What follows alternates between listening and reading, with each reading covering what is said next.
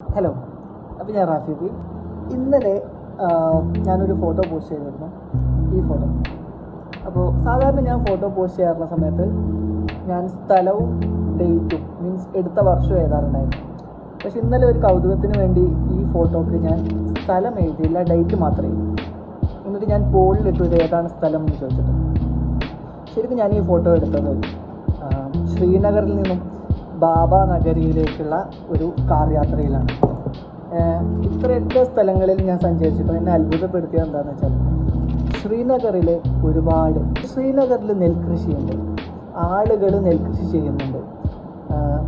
ഏറ്റവും ഇൻട്രസ്റ്റിംഗ് ആയിട്ടുള്ള കാര്യം എന്താണെന്ന് വെച്ചാൽ ശ്രീനഗറിലെ യുവാക്കൾ, അതായത് യങ് നെൽകൃഷിയിൽ ആകൃഷ്ടരാണ്.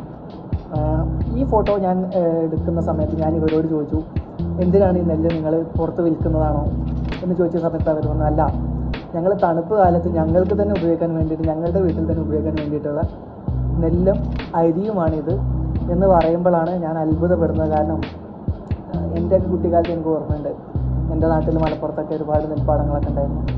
എന്നാൽ ഇതൊന്നും ഇപ്പോൾ ഇല്ല. പക്ഷേ ഇവിടെ തികച്ചും വ്യത്യസ്തമായിട്ട് ആളുകൾ നെൽകൃഷിയിലും കൃഷിയിലും ഒക്കെ ഉള്ള ആൾക്കാരാണ് എന്ന് പറയുമ്പോൾ അതൊരു ക്ഷണം.